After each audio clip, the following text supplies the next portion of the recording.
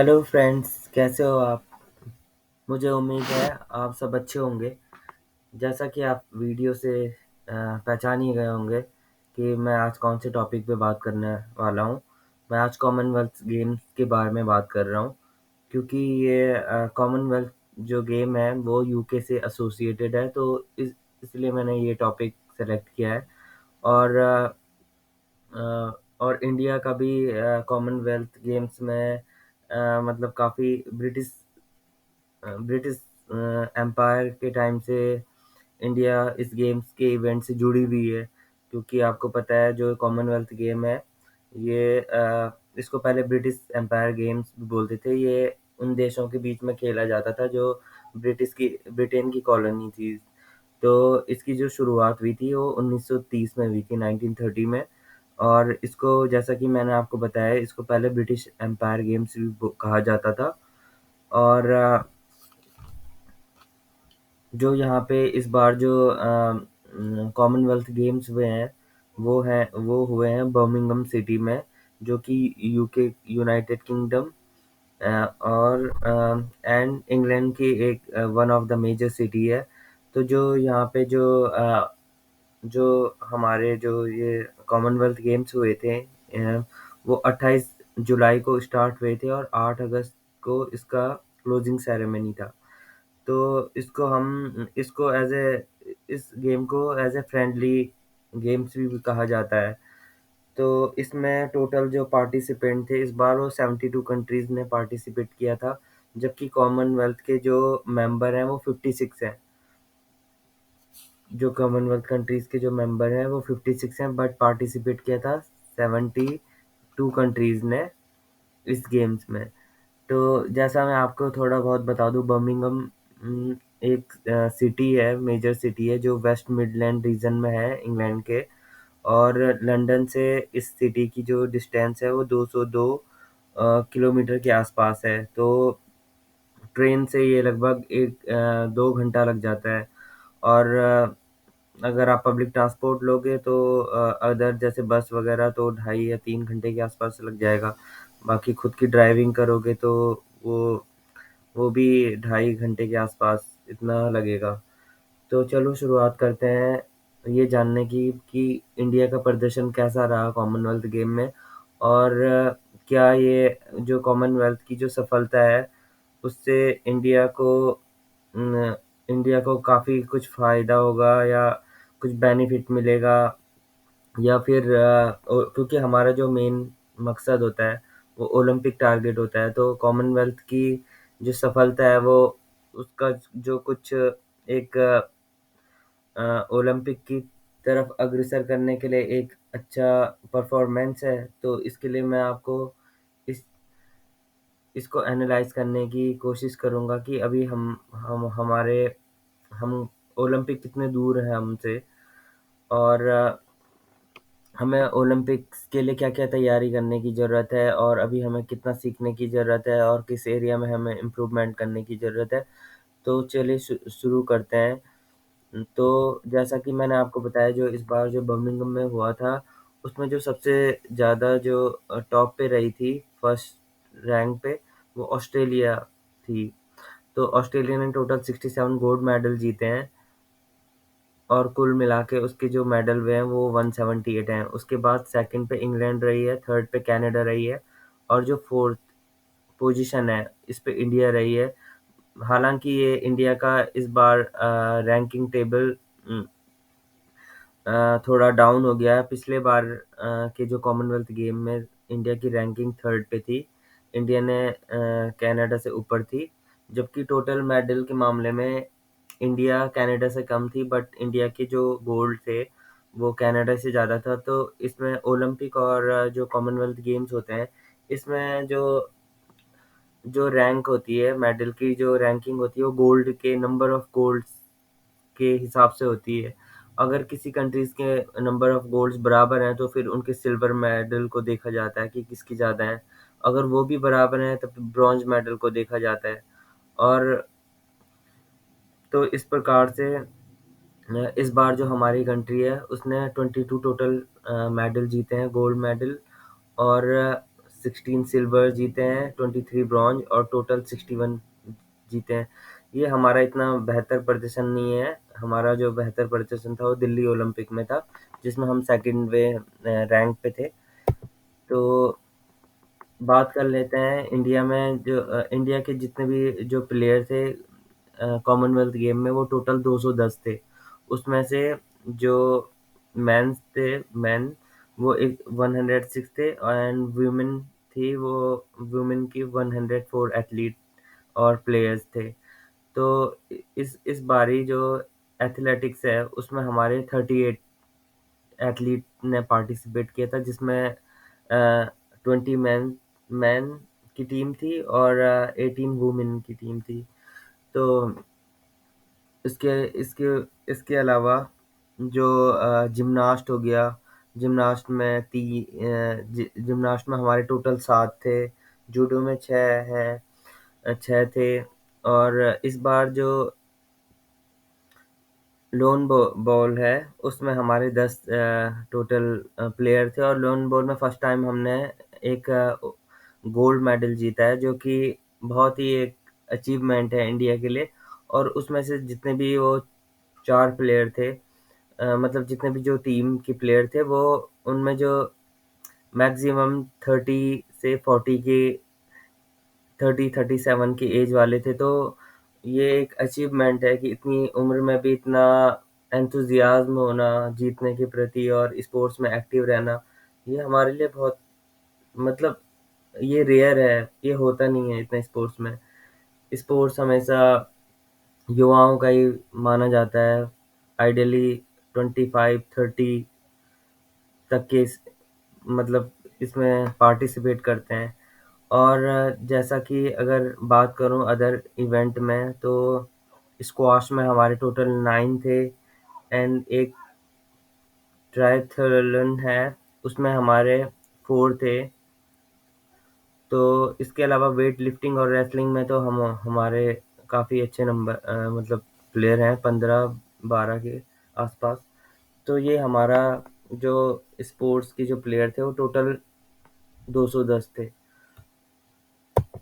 जिसमें से अगर हम अब मेडल की काउंटिंग करें तो हमने जो सबसे ज़्यादा जो मेडल जीते हैं वो रेसलिंग के इवेंट में जीते हैं। सबसे ज़्यादा जो गोल्ड हमारे आए हैं वो रेसलिंग से आए हैं। उसके बाद टेबल टेनिस से आए हैं, और उसके बाद एक हमें, जैसा मैंने आपको पहले बताया था, लोन बॉल में हमें एक एक बॉल्स में हमें एक मिला है, पैरा पावर लिफ्टिंग में एक मिला है हमें, और एथलेटिक में हमें एक मिला है, गोल्ड मेडल मिला है हमें। और बैडमिंटन में हमने 3 जीते हैं। तो टोटल हमने जो ओवरऑल जीता है वो 22 जीते हैं। हालांकि इस बार इस इवेंट में शूटिंग नहीं था, जो कि हमारा एक बहुत ही अच्छा शूटिंग हमारा सबसे मजबूत गेम माना जाता है, जिसमें हम जीतते ही जीते हैं मेडल, और सबसे ज़्यादा हमने शूटिंग में ही जीते हैं जितने भी इवेंट हुए हैं अभी, बड़े बड़े मेजर इवेंट।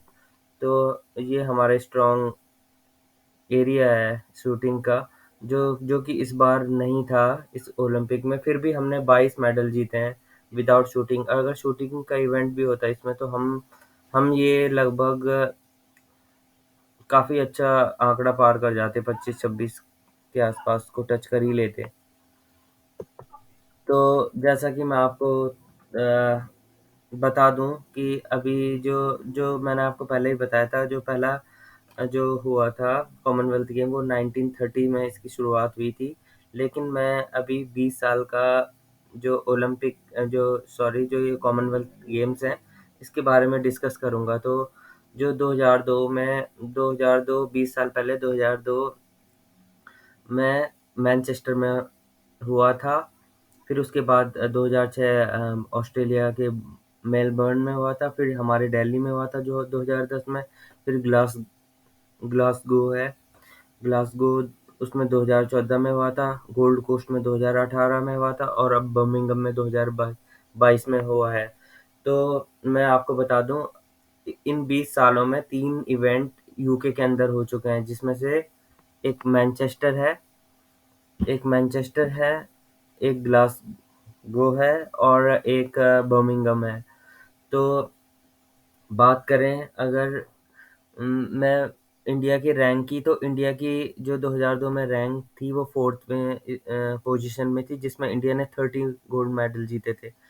और उसके बाद मेलबर्न में इंडिया की भी फोर्थ रैंक थी, मेलबर्न में भी सेम, और इंडिया ने 22 गोल्ड मेडल जीते थे। और दिल्ली में हमारा सबसे अच्छा अभी तक का ओलंपिक सॉरी कॉमनवेल्थ की हिस्ट्री में जो इंडिया का सबसे जो टॉप परफॉर्मेंस है वो दिल्ली में रहा है। वो इंडिया ने उस टाइम पे 38 गोल्ड जीते थे टोटल। ये इसलिए भी क्योंकि होम एडवांटेज मिल जाता है, क्योंकि इंडिया होस्ट कंट्री थी, तो होस्ट कंट्री को ऑलवेज एडवांटेज रहता है कि वो अपने स्पोर्ट्स को इंक्लूड कर रही है। जैसे अभी इंग्लैंड ने T20 को लिया था।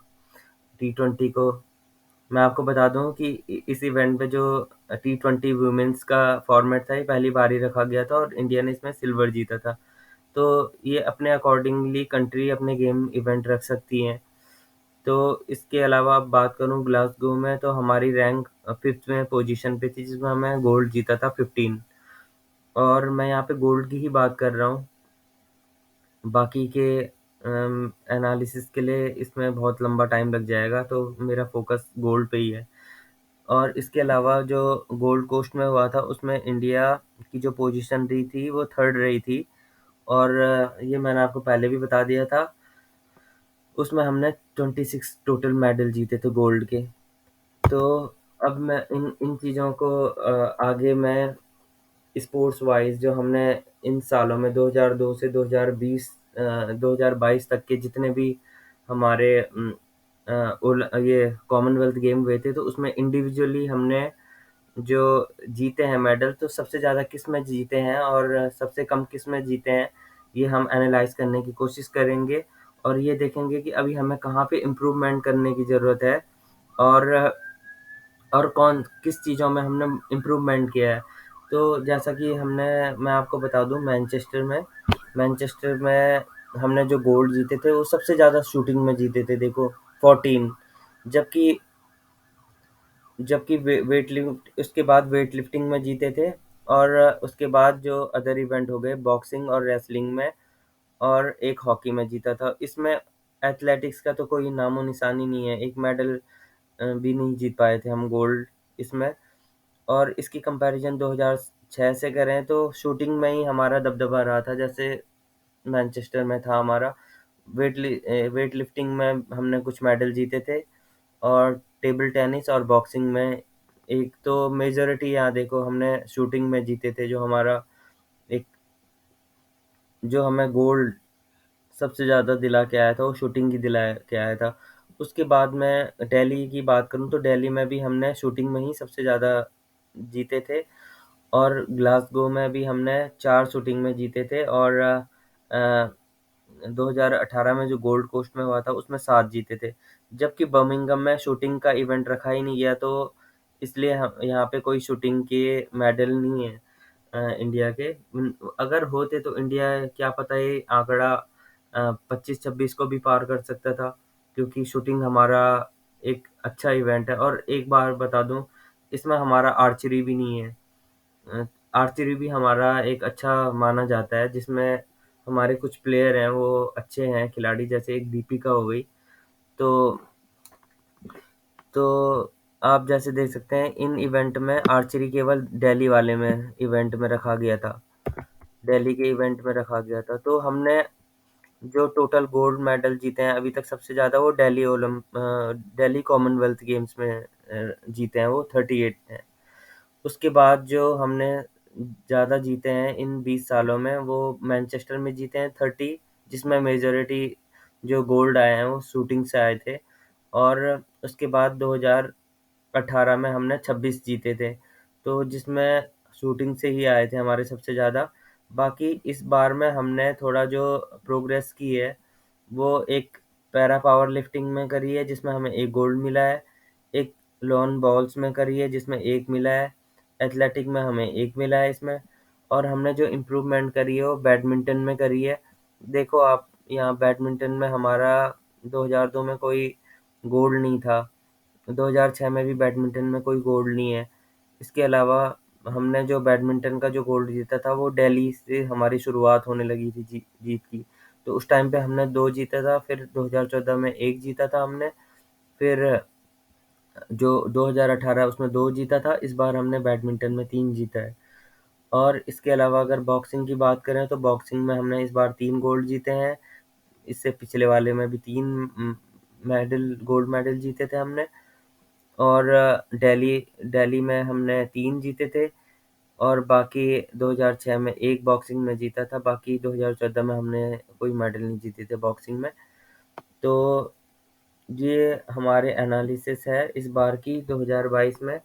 और जैसा मैं आपको बता दूं, एथलेटिक्स में अभी भी हमें बहुत इम्प्रूवमेंट करने की ज़रूरत है। हमने दिल्ली में 2 जीते थे, उसके बाद हमने एक एक ही जीता है अभी तक, दो दिल्ली के बाद।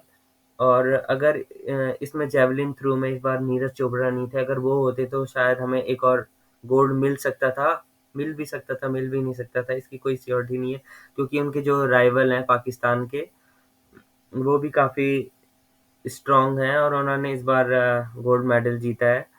तो वो नज़ीम, तो उन्होंने शायद ऐसे सुनने में आया था उन्होंने कोई वर्ल्ड रिकॉर्ड तोड़ा है, जो अपना बेस्ट तो तोड़ा ही है, साथ में जो मेन 90 पॉइंट समथिंग के आसपास उन्होंने जेवलिन को थ्रो किया है, जो कि एक रिकॉर्ड बना दिया उन्होंने।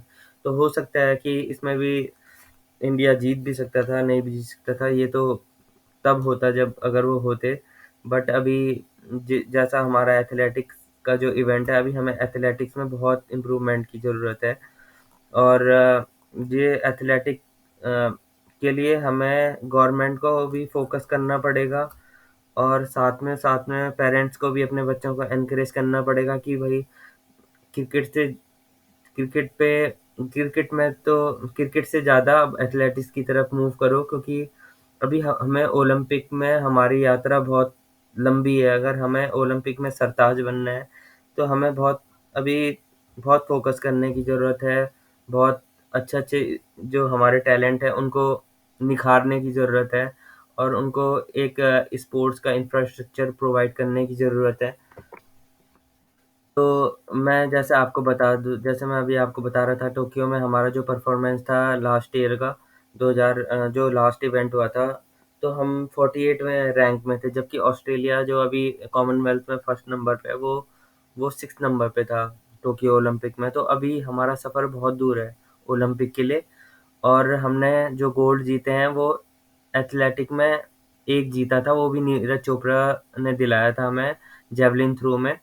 और इसके अलावा हमें जो बाकी इसमें हमें एक ही गोल्ड मेडल मिला था, तो इसमें मैं सारे जो जितने भी हमने जीते थे उसके बारे में बताता हूँ। तो वेट लिफ्टिंग में हमने 2 सिल्वर जीते थे। बाकी हमने ब्रॉन्ज जीता था, बैडमिंटन में जीता था एक बैडमिंटन में, एक बॉक्सिंग में, एक रेसलिंग में और एक हॉकी में जीता था। तो इस बार तो इस बार हमने इम्प्रूवमेंट की है कुछ फील्ड में, लेकिन अभी भी हम काफ़ी दूर हैं। अगर हम ओलंपिक की को फोकस करें तो हमें अभी भी बहुत इम्प्रूवमेंट करने की ज़रूरत है। गवर्नमेंट को भी बहुत फोकस करने की ज़रूरत है। ऊपर से स्कूल में ही अभी से इन चीज़ों की इंफ्रास्ट्रक्चर प्रोवाइड करनी चाहिए, जैसे स्विमिंग हो गई और एथलेटिक के बहुत इवेंट हो गए। पढ़ाई के साथ-साथ बच्चों को उनको निखारने की ज़रूरत है, उनके टैलेंट को उभारने की ज़रूरत है। और तो इसके लिए पेरेंट्स को भी एनकरेज करना पड़ेगा। विदाउट पेरेंट्स के सपोर्ट से तो ये पॉसिबल नहीं है, क्योंकि गवर्नमेंट तो क्या क्या कर सकती है। गवर्नमेंट एक इंफ्रास्ट्रक्चर फैसिलिटीज़ प्रोवाइड कर सकती है, लेकिन जो हमारे पेरेंट्स हैं उनमें अभी भी एक जो क्या बोलूँ, एक माइंडसेट बना है, वो एजुकेशन मतलब पढ़ाई ही सब कुछ है। उस पे ही मतलब प्राइमरी फ़ोकस रहता है, लेकिन हमें स्पोर्ट्स की तरफ भी जाना चाहिए। आपको पता है स्पोर्ट्स से भी रिलेटेड पढ़ाई होती हैं, स्पोर्ट्स के भी कोर्सेज़ होते हैं। स्पोर्ट्स से रिलेटेड भी बहुत सारे कोर्सेज़ हैं यहाँ पे यूनाइटेड किंगडम में। तो अगर आप कोई पढ़ाई करते अपनी पढ़ाई भी करो, साथ-साथ स्पोर्ट्स भी करो। अगर आप स्पोर्ट्स से भी कोई डिग्री लेते हो, तो आपके लिए बेनिफिशियल होगा। फ्यूचर में आप कोच भी बन सकते हो। तो स्कोप हर चीज़ में होता है, बट वो हमारे इंटरेस्ट पे होता है कि हमको जाना कहाँ है। अगर आपको स्पोर्ट्स में जाना है तो स्पोर्ट्स में आप देखो, स्पोर्ट्स से रिलेटेड स्टडी भी करो और स्पोर्ट्स के अपना फ़ोकस भी करो। अगर आपको एथलेटिक्स में जाना है, अगर आपको रेसलिंग में, बॉक्सिंग में या जिम्नास्ट में जाना है, जिम्नास्ट में तो हमारा कहीं नामो-निशान ही नहीं है।